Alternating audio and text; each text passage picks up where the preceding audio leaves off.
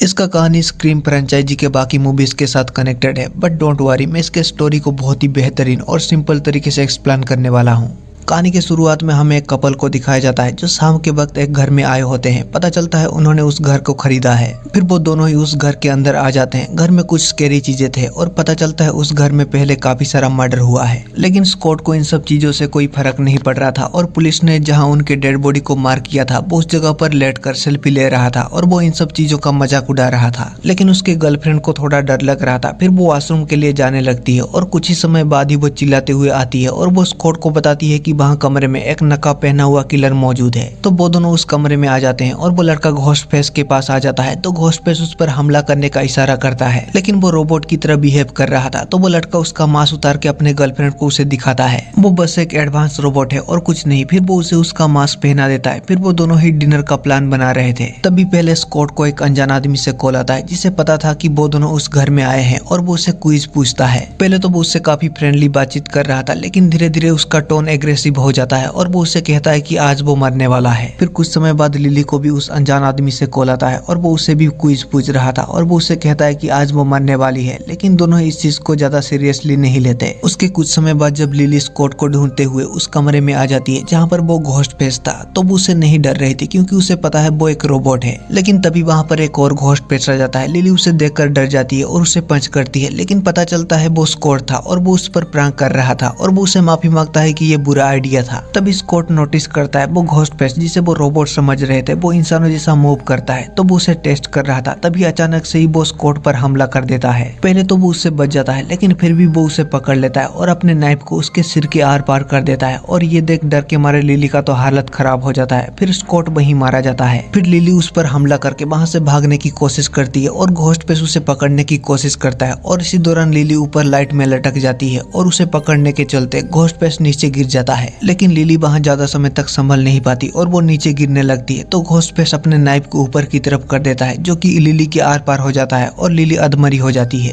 फिर Ghostface petrol लाकर lily के ऊपर और पूरे घर में छिड़क देता है और लिली के साथ पूरे घर को ही आग लगाकर वो वहां से निकल जाता है। फिर हमें चार्लेट नाम के एक लड़की को दिखाया जाता है। उसे अपने घर के विंडो से कोई झांकता हुआ लगता है, तो वो विंडो के पास आ जाती है। शॉकिंगली वो उसका बॉयफ्रेंड था। फिर वो उसके कमरे में आ जाता है और दोनों ही एक दूसरे को प्यार कर रहे थे। उन्हें कुछ ही समय हुआ था तभी वहाँ पर उसकी मॉम आ जाती है और वो उससे पूछ रही थी क्या सब कुछ ठीक तो है, कोई वहाँ पर आया तो नहीं। चार्लेट उससे झूठ बोल रही थी, लेकिन उसकी मॉम माइक को वहाँ छिपते हुए देख लेती है और वो उसे वहाँ से भेज देता है। चार्लेट ऐसा नहीं चाहती थी और माइक उसकी मॉम को कहता है माफ करना, लेकिन मैं अच्छा लड़का हूँ। फिर वो वहाँ से चला जाता है। चार्लेट अब बड़ी हो गई है तो ऑब्वियसली वो अपने मॉम से खुश नहीं थी क्योंकि वो ओवर प्रोटेक्टिव है। अगले सुबह हम उसके डैडी जॉन से मिलते हैं जो एक पुलिस ऑफिसर है। उन दोनों के बीच में थोड़ा बातचीत होता है। जैसा कि चार्लेट बड़ी हो गई है तो अगर उसके मॉम डैड उसे कुछ भी मना करते हैं तो उसका नाराजगी अपने मॉम डैड के ऊपर ही आता है। फिर वो तीनों ही ब्रेकफास्ट करते हैं और चार्लेट अपनी यूनिवर्सिटी और वो दोनों भी अपने अपने काम के लिए निकल जाते हैं। फिर चार्लेट अपने दोस्तों से मिलती है और वो आज शाम को कोई पार्टी का प्रोग्राम कर रहे थे। तभी माइक उन्हें पिकअप करने के लिए वहां पर आ जाता है। फिर वो सभी उसके कार से जाने लगते हैं। फिर हम देखते हैं वो अपने यूनिवर्सिटी में कोई परफॉर्मेंस के लिए प्रैक्टिस कर रहे थे जिसमें वो तार में झूलकर परफॉर्म कर रहे थे। इसी बीच उनका कुछ गड़बड़ हो जाता है जिससे उनका टीचर नाराज हो जाता है और वो उन सभी को अच्छे से प्रैक्टिस करने को कहता है क्योंकि कुछ ही दिनों में ही वो सभी लोगों के सामने वो परफॉर्म करने वाले हैं। वही केथी अपने स्टोर में काम कर रही थी। तभी उसे एक अनजान आदमी से वीडियो कॉल आता है और वो जैसे ही उस आदमी को देखती है उसके पैरों तले जमीन खिसक जाता है और वो उससे कह रहा था तुमने अपने पुराने दिनों को भुला दिया है ना, और मुझे भी, लेकिन जैसा कि तुम देख सकते हो मैं अभी भी जिंदा हूँ और तुम्हें क्या लगता है मुझे तुम्हारे बारे में कुछ नहीं पता। और वो उसके बेटी के बारे में भी सब कुछ बता रहा था कि उसका नाम क्या है और इस वक्त वो कहाँ पर है। और वो वीडियो कॉल के जरिए उसे दिखाता है। इस वक्त वो उनकी यूनिवर्सिटी के बाहर है। तो कैथी तुरंत फोन काटती है और वो वहां से निकल जाती है और वो जॉन को भी फोन करके ये सब बताती है। तो जॉन भी तुरंत चार्लेट की यूनिवर्सिटी की तरफ निकल जाता है। वहीं हम चार्लेट के दोस्त एंजिला को देखते हैं जो प्रैक्टिस कर रही थी, लेकिन जो लड़का इन सब को ऑपरेट कर रहा था शायद वो इतना एक्सपीरियंस नहीं था जिस वजह से एंजिला ऊपर लटक जाती है। लेकिन कुछ ही समय में ही ये क्या लगता है वो लड़का उसका मजा ले रहा था और वो उसे इधर उधर लटका रहा था जबकि एंजिला चिल्ला चिल्ला कर उसे नीचे उतारने को कह रही थी। तभी शॉकिंगली ये क्या घोस्टफेस वहां पर आ जाता है और हो ना हो उसने उस लड़के को भी मार दिया होगा और वो नाइफ के साथ स्टेज में आ जाता है और एंजेला इधर उधर झूल रही थी तो उसके बस में कुछ नहीं था और घोस्टफेस्ट लगातार उस पर हमला करता है जिससे एंजेला काफी हद तक जख्मी हो जाती है और फाइनली वो उसके पेट में स्टैब करता है जिससे उसके अंतड़ियां भी बाहर निकल आते हैं और एंजेला वहीं मारी जाती है। लेकिन तभी वहां पर कैथी पहुंच जाती है और ये सब देख वो तुरंत घोस्टफेस्ट पर गोली चलाती है, लेकिन घोस्टफेस्ट वहां से भागने में कामयाब रहता है। फिर कुछ ही समय में ही चार्लेट का डैड और कुछ पुलिस वाले वहां पर पहुंच जाते हैं और वो देखते हैं उसने उस ऑपरेट करने वाले लड़के को भी मार दिया है। कैथी को लगता है वो उसकी बेटी है, लेकिन तभी वहां पर चार्लेट आ जाती है और कैथी उसे जिंदा देख वो उसे गले से लगा लेती है। फिर उनका इन्वेस्टिगेशन होता है तो सभी बोल रहे थे कि वो कुछ खाना खाने गए थे और कुछ ब्रेक ले रहे थे और उन्होंने कातिल को अपने आंखों से देखा है तो उन पर ज्यादा प्रेशर नहीं दिया जाता और वैसे भी वो अपने दोस्त के मारे जाने पर वो सभी सदमे में थे। फिर वो चार्लेट को लेकर घर आ जाते हैं और वो वहां से कहीं और जाने वाले थे। चार्लेट उन्हें पूछती है वो अपने दोस्तों को इस हाल में कैसे अकेले छोड़कर जा सकती है तो उसकी मॉम कहती है वो जिनके पास भी रहेगी वो उनके लिए भी खतरा बनेगी, इसीलिए उन्हें वहां से जाना होगा और वो अपना सामान पैक कर रहे थे।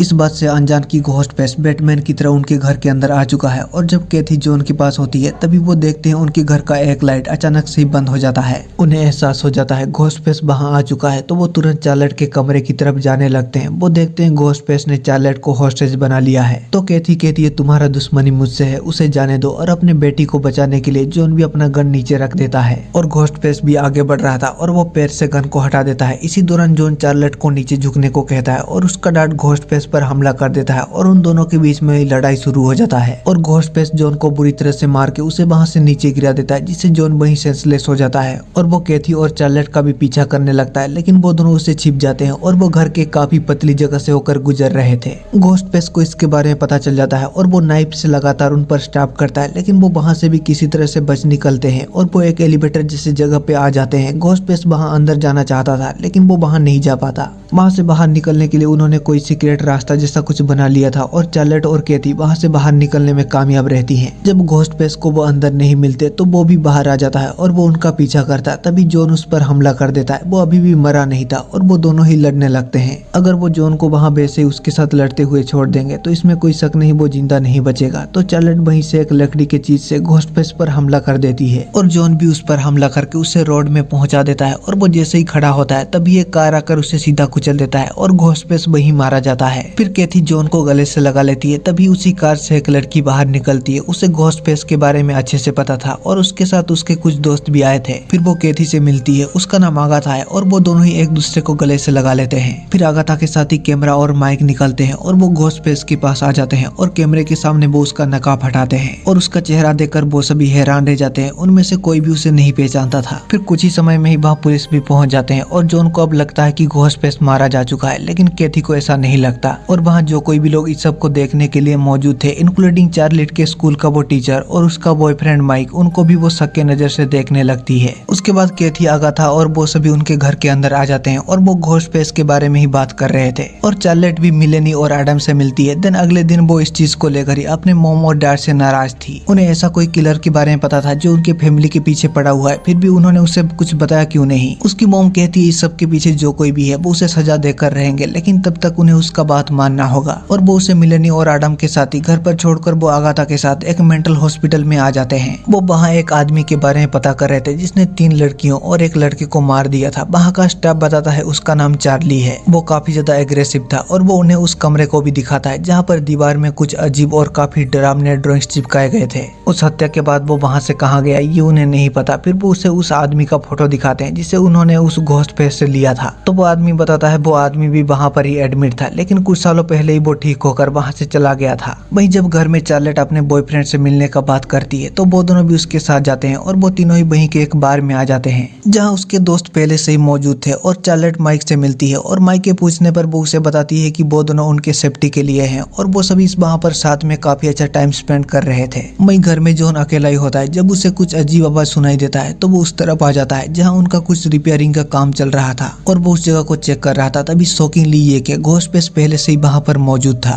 और वो उन पॉलीथिन का यूज करके उसे पूरी तरह से कवर कर लेता है और नाइफ से उस पर लगातार स्टैब करता है। उसके हाथ पैर कवर होने की वजह से जॉन ज्यादा कुछ कर नहीं पाता और घोस्टफेस्ट उसे वहीं मौत के घाट उतार देता है। वहीं हम आगाथा और कैथी को देखते हैं। वो दोनों पहले से ही दोस्त हैं और आगाथा कोई मीडिया कंपनी में काम करती है और वो उस घोस्टफेस्ट के बारे में उससे इंटरव्यू लेना चाहती है और उसने कई बार उनका मदद किया है। तो कैथी इसके लिए मान जाती है और वो उनके स्टूडियो में आ गए थे और वो उनका इंटरव्यू ले रहा था जो कि लाइव ब्रॉडकास्ट हो रहा था। इसी बीच वो उसके चाइल्डहुड और घोस्टफेस के बारे में कुछ सवाल करती है जिसके बारे में कैथी बात नहीं करना चाहती थी और वो डिसअपॉइंट हो जाती है। फिर भी उनका मैनेजर उन्हें इंटरव्यू को आगे कंटिन्यू रखने का रिक्वेस्ट करता है और अगाथा के कहने पर कैथी भी इसके लिए मान जाती है। लेकिन तभी उन्हें वही घोस्टफेस वीडियो कॉल करता है और वो उन्हें कहता है तो अब तुम दोनों साथ मिल गई हो, तुम्हें क्या लगता है तुम अपने फैमिली को मुझसे प्रोटेक्ट कर लोगी। कैथी उसे मारने के लिए उसे उसका लोकेशन पूछ रहा था तो घोस्टफेस कहता है मैं तो वहीं पर हूँ जहाँ पर तुम्हारी बेटी है। कैथी कहती ये नामुमकिन है, वो तो घर पर है। तो घोस्टफेस कहता है तुम्हें क्या लगता है वो अभी भी घर पर है और वो उन्हें बताता है कि वो उस बार में है जहाँ पर उसकी बेटी अपने दोस्तों के साथ है। फिर कैथी और अगाथा दोनों ही वहाँ से जा रहे थे लेकिन कैथी को अपने बेटी का काफी फिक्र था तो वो अकेले ही वहाँ से निकल जाती है और इसी दौरान वो जॉन को भी कॉल करती है लेकिन वो जिंदा होगा तभी तो ना वो उसका जवाब देगा। वहीं चार्लेट माइक के साथ कुछ समय बात करने का कहकर वो उसके कार में आ गई थी जहाँ पर वो उसके लैपटॉप में कुछ डीप फेक एआई का वीडियो देखता है जिसमें माइक ने घोस्टफेस के बारे में कुछ वीडियो बनाया था और ये देख चार्लेट को बिल्कुल भी अच्छा नहीं लगता और वो उससे नाराज हो जाती है। माइक उसे समझाना चाहता था लेकिन चार्लेट उसे एक मुक्का जड़ देती है और वो वहाँ से जाने लगती है। वहीं जब मिलेनी वॉशरूम के लिए जाती है तभी उसे वहाँ पर घोस्टफेस दिखाई देता है तो वो तुरंत भाग कर आती है। फिर वो सभी उसे ढूंढ रहे थे लेकिन घोस्टफेस छिपकर उन पर हमला करता है और मिलेनी उसे मारने वाली थी लेकिन घोस्टफेस एडम को उसके हाथों मरवा देता है और वो आकर उसका गला काट देता है। फिर मिलेनी उनके एक साथी को चार्लेट को इसके बारे में इन्फॉर्म करने के लिए भेजता है लेकिन अगले ही पल जब वो लड़का आता है तो उसके पेट में घोस्टफेस ने लगातार स्टैब किया था और वो वहीं गिर जाता है। तो मिलेनी वहाँ से भागने लगती है तो घोस्टफेस उसे बुरी तरह से घसीटते हुए मारता है और वहाँ पर जो कांच के बोतल थे वो उसे उनके ऊपर गिरा देता है जिससे मिलेनी का वहीं मौत हो जाता है। वहीं वो लड़का रेंगते हुए घोस्टफेस से बचने की कोशिश करता है लेकिन घोस्टफेस उसे खींचते हुए वहाँ से ले जाता है और जहाँ से लेकर बाहर निकलता है वो उसकी मुंडी को उसके आर पार कर देता है जिससे वो लड़का वहीं मारा जाता है। वहीं चार्लेट वहाँ से भाग कर जा रही थी और वो हेल्प के लिए पुकार भी रही थी। वहाँ चारों तरफ घर तो है लेकिन शायद उनमें कोई रहता नहीं है,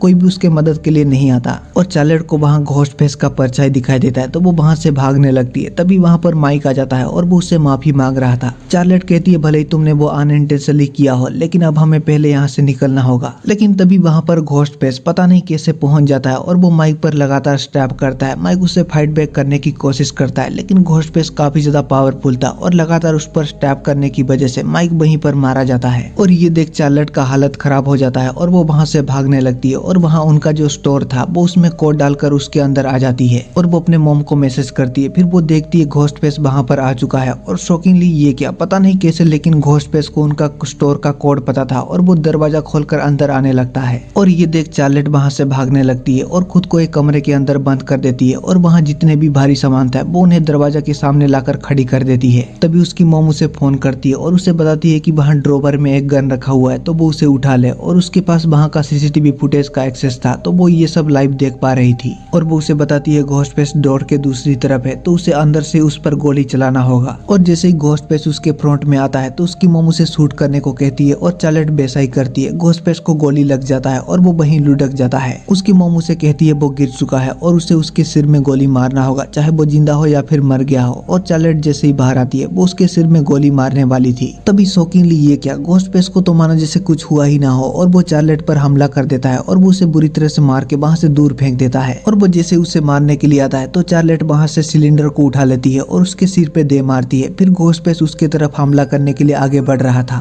तो चार्लेट वहाँ पर जो चेयर रखे थे वो लगातार उनसे हमला करती है और वो उसे गिराने में कामयाब रहती है। फिर वो जैसे ही उस स्टोर से निकलने वाली थी तभी शॉकिंगली ये क्या बाहर एक और घोस्टफेस मौजूद था और दोनों ही चार्लेट पर हमला कर देते हैं। फिर कुछ समय बाद चार्लेट के नंबर से कैथी को फोन आता है और वो उसे बताता है उसकी बेटी उसके कब्जे में है और सब कुछ सेटल करने के लिए उसे उस लोकेशन पर आने को कहता है जहाँ ये सब कुछ शुरू हुआ था। फिर कुछ समय बाद ही कैथी उस लोकेशन पे आ जाती है। घोस्टफेस ने चार्लेट को हॉस्टेज बना लिया था। कैथी उन्हें कह रहा था कि तुम्हारा दुश्मनी मुझसे है तो मेरी बेटी को छोड़ दो। तो घोस्टफेस भी कहता है तुमने मेरे साथियों को मारा है तो मैं तुम्हें कैसे छोड़ दूंगा। ऑब्वियसली कैथी ने अपने फैमिली को बचाने के लिए उन्हें मारा होगा। फिर वो घोस्टफेस अपना मास्क निकालता है। शॉकिंगली वो टॉड नाम का कोई बंदा था जिसे कैथी अच्छे से पहचानती है। अगर आपने इसके पहले के पार्ट को देखा हो तो आपको इसके बारे में अच्छे से पता होगा। उसके अगले ही पल वहाँ पर एक और घोस्टफेस आ जाती है और उन्होंने उसके हस्बैंड जॉन को भी वहाँ पर ले आया था जिसका काफी ज्यादा बुरा हालत था लेकिन वो अभी भी जिंदा था। और वो घोस्टफेस जैसे ही अपना मास्क निकालती है वो जेसिका थी जिसे कैथी अच्छे से पहचानती थी और वो उससे पूछती है तुम्हारा तो एक बेटा है ना तो फिर तुम ये सब क्यों कर रही हो। तो जेसिका कहती है मेरा बेटा अब नहीं रहा और इसका वजह तुम हो और ये सब आगे भी ऐसे ही चलता रहेगा और तुम अपनी बेटी को अपने आंखों के सामने मरते हुए देखोगे। और इसी दौरान वो चार्लेट के काफी ज्यादा करीब आ गई थी तो उसकी मॉम जैसे ही इशारा करती है चार्लेट अपने सिर से जेसिका को हिट करती है तो कैथी भी तुरंत तुरंत अपना गन निकालती है और वो टोड पर हमला करती है, जिससे टोड वहीं मारा जाता है। लेकिन जेसिका चार्लेट को धक्का देकर वहां से भागने में कामयाब रहती है। फिर कैथी चार्लेट को अपने डैड के पास छोड़ देती है और वो उसे तुरंत एम्बुलेंस को फोन करने को कहती है और वो खुद जेसिका को मारने के लिए वहां से आगे बढ़ जाती है। जेसिका वहां पहले से ही छिपी हुई थी और वो अचानक से कैथी पर हमला कर देती है और उन दोनों के बीच में घमासान फाइट होता है, जिसमें दोनों ही एक दूसरे को काफी हद तक जख्मी कर देते हैं। और एक वक्त आने पर जेसिका कैथी को मार नहीं वाली थी, लेकिन तभी वहां पर चार्लेट आ जाती है और वो बंदूक से जेसिका पर हमला कर देती है। फिर भी वो मरी नहीं थी और वो नाइफ से उन पर हमला करने के लिए आ रही थी। तो इस बार चार्लेट और कैथी दोनों ही एक साथ उस पर गोलियों का बारिश कर देते हैं और जेसिका वहीं काफी बेरहमी से मारी जाती है। फिर उसके कुछ समय बाद ही वहाँ पुलिस और एम्बुलेंस दोनों ही पहुंच जाते हैं और चार्लेट अपने मॉम को गले से लगा लेती है और उससे कहती है कि वो भी उसके जैसा ही स्ट्रॉन्ग बनना चाहती है। फिर वो उसके डैड को एम्बुलेंस से हॉस्पिटल के लिए ले जाने लगते हैं और इसी के साथ ही ये कहानी खत्म हो जाता है।